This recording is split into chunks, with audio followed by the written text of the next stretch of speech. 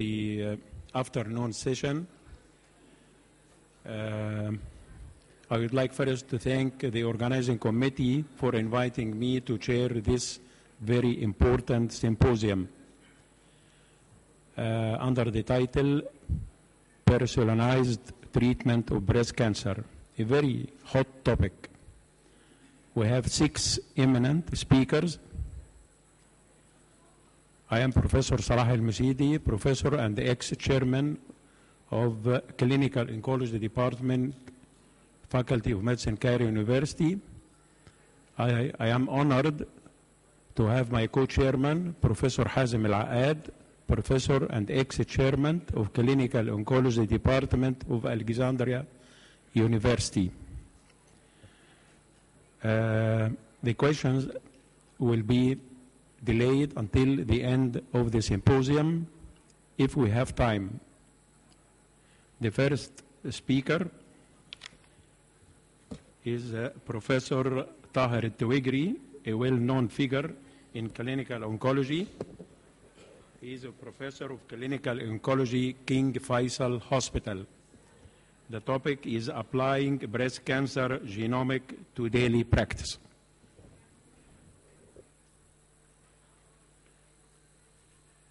Assalamu alaikum wa rahmatullahi wa barakatuh.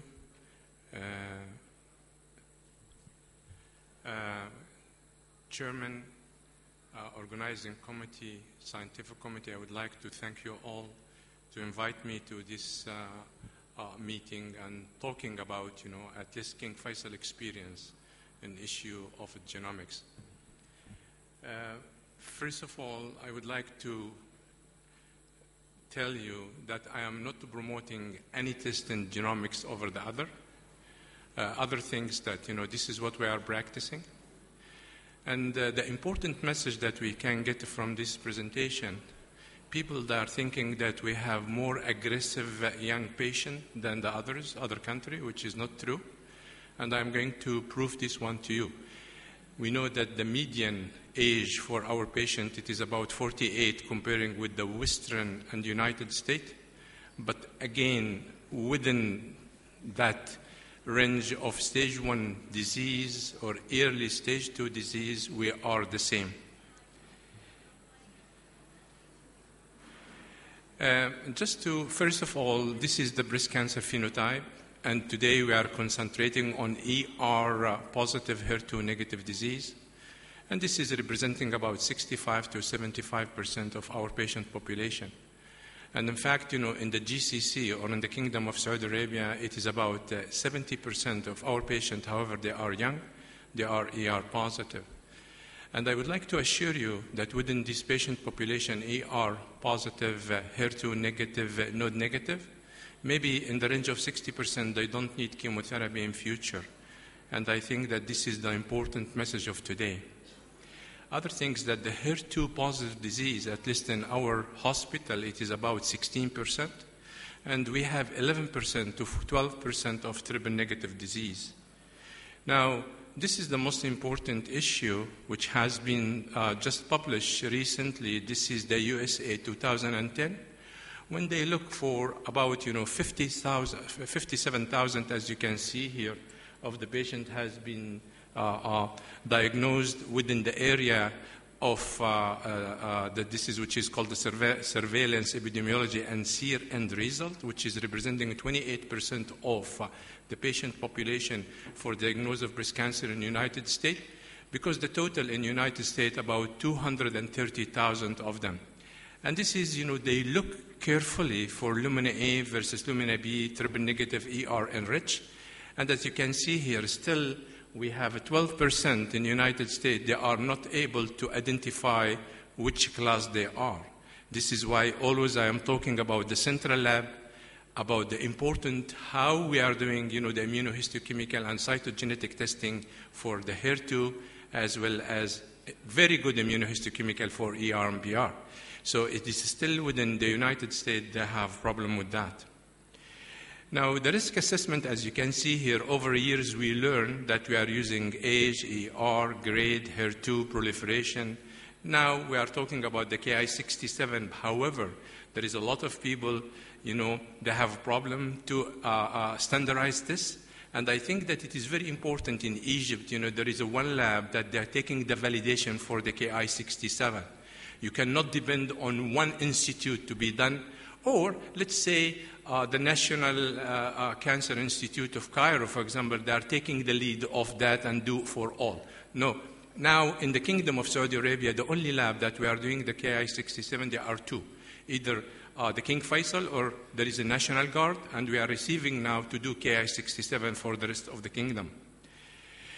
Now, this is the traditional tumor size, and then, now we are talking about Lumina A, Lumina B, and I think that everybody knows this, ER enriched for HER2 and the triple negative. And importantly, that here, if you are looking for the Lumina A, this is just very important message for everybody. If you are looking, let's concentrate on this. If you are looking for the HER2 negative, ER positive, and then the Ki-67 is low, and we are using the 14%. If you are looking for the tissue microarray, here for Lumina A, still there is 12% who is HER2 positive. So that means still we are missing a patient's important patient if we are doing new sequence generation or we are doing more testing for the microarray, for example. Having said that, if you are looking for the Lumina B again, you still hear about, with the immunohistochemical staining, it is still about 20% of this patient, they may have, HER2 positive disease. The issue of HER2 positive disease testing, it has not been finished yet. So I mean that we are going to hear about that in future, a lot of issues that maybe 15% of HER2 negative in our lab, they are going to receive trastuzumab. Okay, this is a big topic. I'm not going to open this today, but it is coming. It is coming. HER2 positive disease, in future we are going to give trastuzumab. Now, this is for the HER2 positive disease. As you can see here, when you do tissue microarray, it is almost about 100%. And then, for the triple negative or the basal-like, this is one group of the triple negative, it is about 10%. So I think that the message is clear. Still, we need a very good hand, good brains, good eyes, to look for the ER-PR. We have to learn about the microarrays. We have to introduce the next generation sequencing to our patient. I think that from these 3 slides, and then we will go further. Now, this is the group of patients that when you have ER-positive disease versus basal type versus HER2, this is the group of patients, as you can see here, the Lumina 1, we are considered to be, it is hormonal responsive. But remember, for Lumina B, there are a certain patients which are doing more bad than the triple negative and HER2 positive disease. So for the Lumina B itself. So still, we have a window to understand who is good and who's bad. And I think that this slide is very clear. That, the difference between the ER positivity between Lumina A, which as you can see here, versus Lumina B is great, is huge. So that means we have a patient population with the ER positive. Still, we don't know how to treat them. Is it really hormonal? Is it hormonal chemo? And so on. But remember one thing, that still there are a patient here, as you can see here with the Lumina B, who is even HER2 negative disease with the Lumina B, they are doing more bad than the triple negative and the HER2 positive disease. Now, this is the power of genomics. In future that you have patient, every single patient breast cancer, we know they are different. We know they are different. So basically, every single patient, as you can see here, they have a different cascade. Is it luminous? Is it HER2 enriched, or and so on? And again here, each of these patients, they have a different signaling pathway. Some of them, they are PI3K, other them AKT, RAS-MAC, other them it is immunotherapy, and a lot of this. And so it is all breast cancer are not the same, and we know that.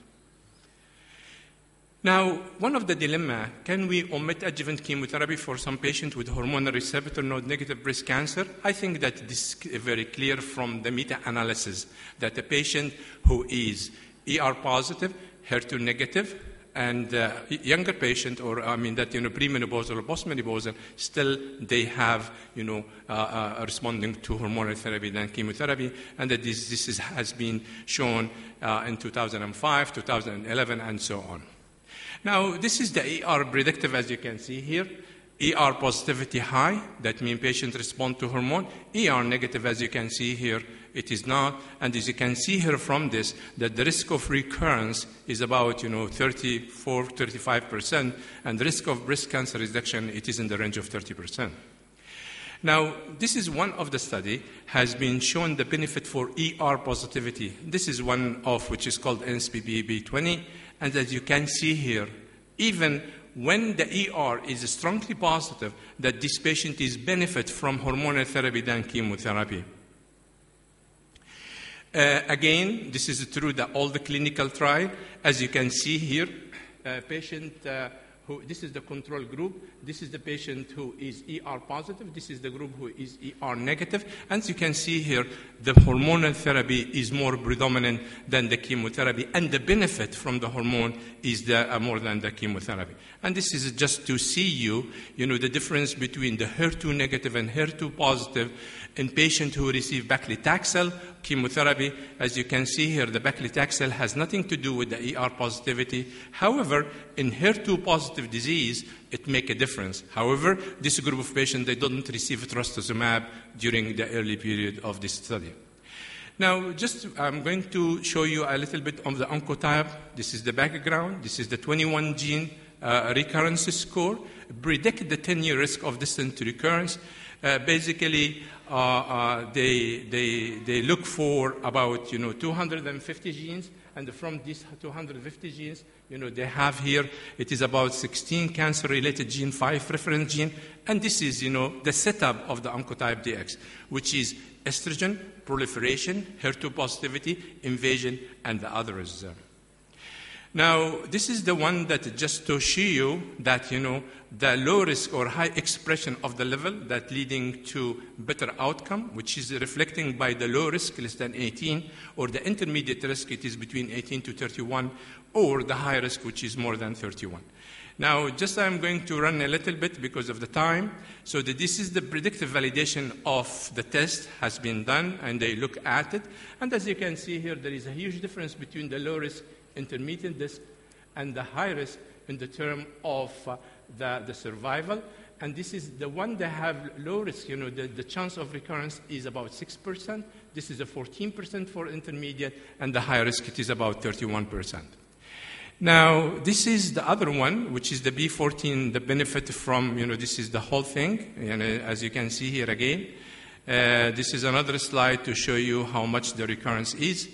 And then, the oncotype clinical validation, this is the conclusion for the ER positive, HER2 negative, node negative disease. And this is the one they look for chemotherapy, tamoxifen, and CMF. And I am one of the fan that I believe that, chemotherapy can be given by the hormonal, and I am saying this one maybe for the last 15 years. But, one day, 25, 30 years, some of the medical oncologists say that don't give tamoxifen with chemotherapy. Everybody run over that. We don't have any validation for this. But I am using the metronomic chemotherapy with the hormonal, and my patients, they are doing extremely well in very aggressive disease.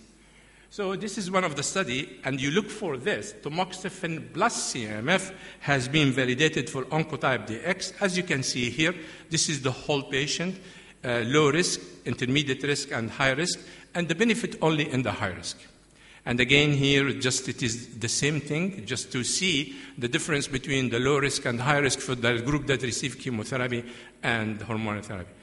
Whatever they are, I will show you age, tumor size, tumor grade, doesn't matter. It doesn't matter when you are applying, the genomic testing. This is the association just between the interesting subtype and 21 gene, as you can see here, as it is Lumina A, low risk, as Lumina B, more it is intermediate, HER2 enriched and triple negative, they are very high risk. This is a simple explanation for this slide. So this is the guideline. And in fact, the guideline, this is the guideline at the King Faisal, what we are doing. Tumor size, we are excluding T4, but high grade, intermediate grade, it doesn't matter. Vascular invasion, no vascular invasion, it doesn't matter. And then, we are doing HER2 negative, HER2 negative and non-negative. And then, you're looking for the score, and based on the score, we are dealing with the treatment. Now, this is a very important issue for all of us because we are mixing between BAM50 and, the Oncotype DX. And I'm going to spend some time on this to explain this. This is a pilot study comparing 21 gene to BAM50 ROR. So, and I'm not going to tell you how they are running, the technique, because, this is automated central RT-PCR and so on and so on. But again, the important for the BAM50, which is our 46 genes, and they are doing, taking RNA, and then, they have a counter-analyze system, capture patient, and so on. The problem with this study that you have to have tumor size. Your pathologist you are giving do the accurate tumor size. And we know there is no single pathologist on the earth giving me the accurate.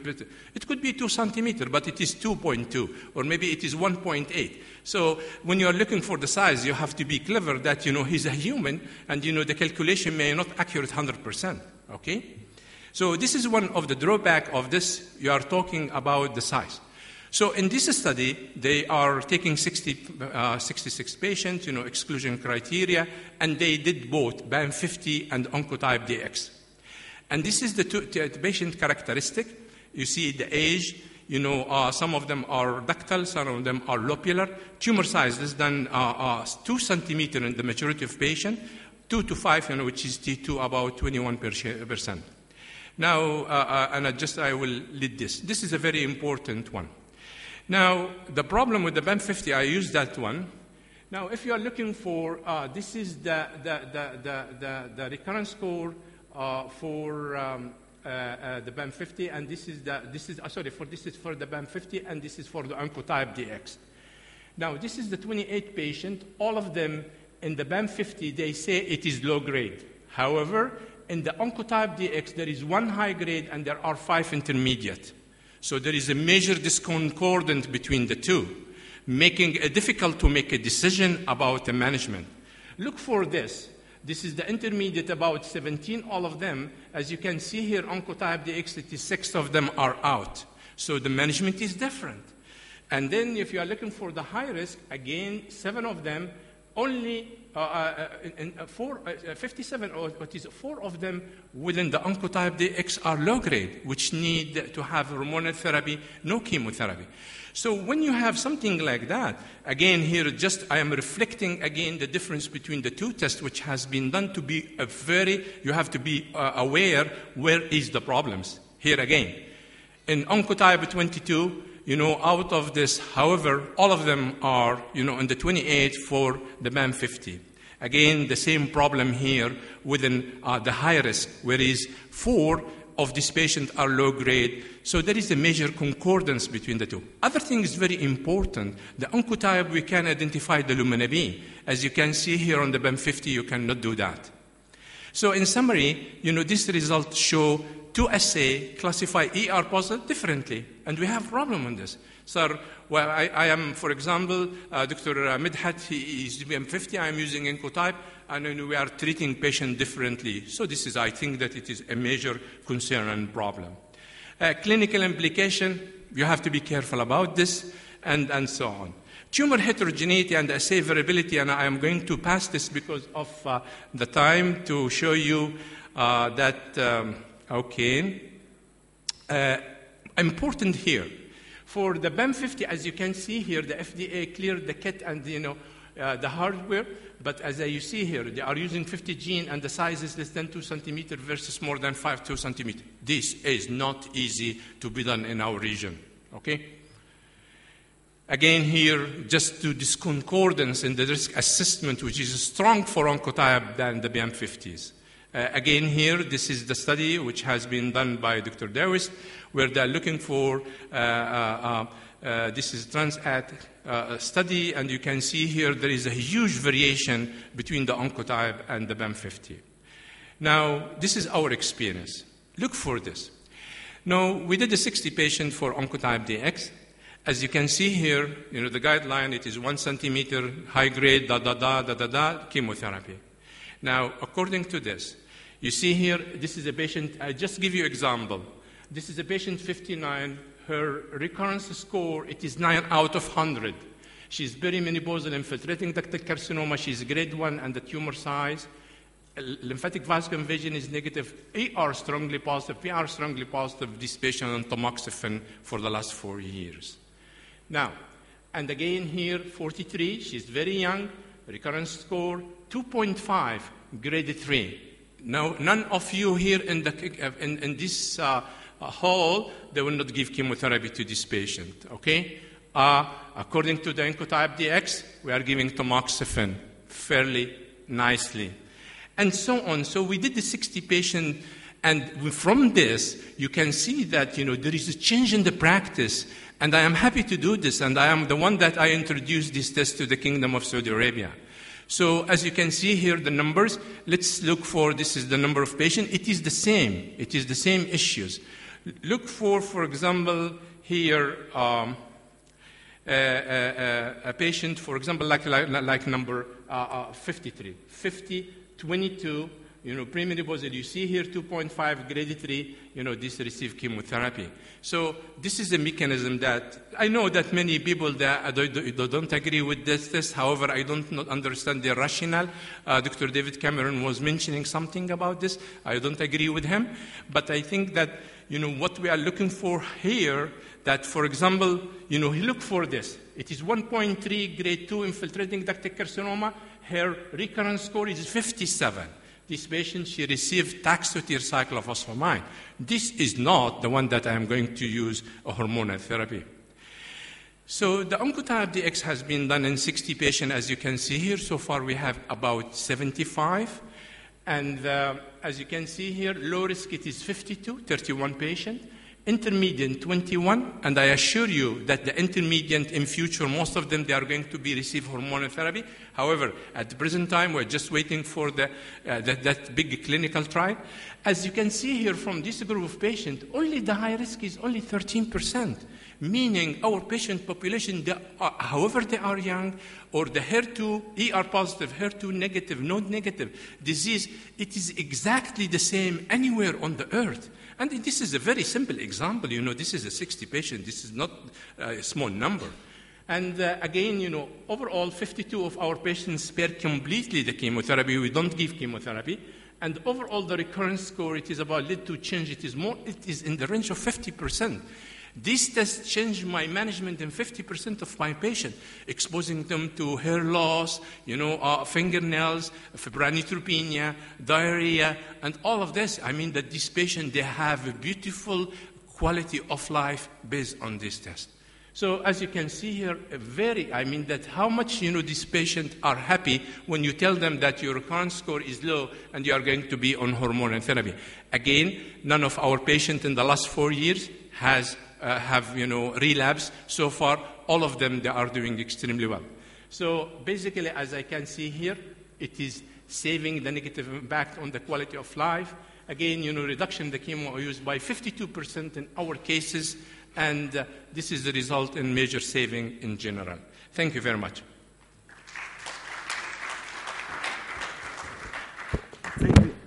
Thank you very much, Professor Taher, for the valuable informations. And we are going to let, any questions for the end of, yes, after the end. Talk in other areas, yes, that's fine. for the lack of time. If there is any question, short question. Yes, please.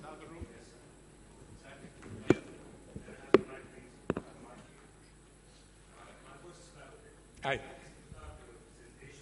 We have many recurrent score, BAM 50 and recurrent score and MammaPrint, and none of them is reliable 100%. And as you said, if I using recurrent score, other clinician using BAM 50, and they will treat the patient differently. So how can I solve this problem? Is another score will be yes. Now, from the study I show you, really, it is a major problem for how to solve this problem when somebody using BAM 50 and the other one you are using BAM Oncotype DX. At the present time, I want you to stuck, with one test. What you think that believe it is right, do it. Don't mix two together. So do BAM50 and treat the patient. I am sure that there are certain patients that are going to be over-treated from that one. In the same time, we are using the Oncotype DX, but next generation sequencing, what we are starting doing at the King Faisal at the present time, I think that they are going to solve a lot of problem of this. So now we are sticking with this test, but anybody who is using mammoprint, for example, or BAM50. BAM50, one of the measure, I talked to many pathologists, he said that, the accuracy of the tumor size is not easy because BAM50 is mainly on this. It is mainly part 50 of it, 49 genes, and the tumor size, which is not existing on Oncotype. So take one. I am not promoting anyone, but take one. We took this, and we are happy of this. I am happy what I am doing for the Oncotype for my patient and saving time and chemotherapy toxicity. Thank you. Thank you very much, Professor Tahir. And now, for the second speaker, Professor Pier Franco Conti is a professor of clinical oncology in the University of Padova, Italy. Please, Professor Pier. The title is Innovative Drugs in Oncology, the example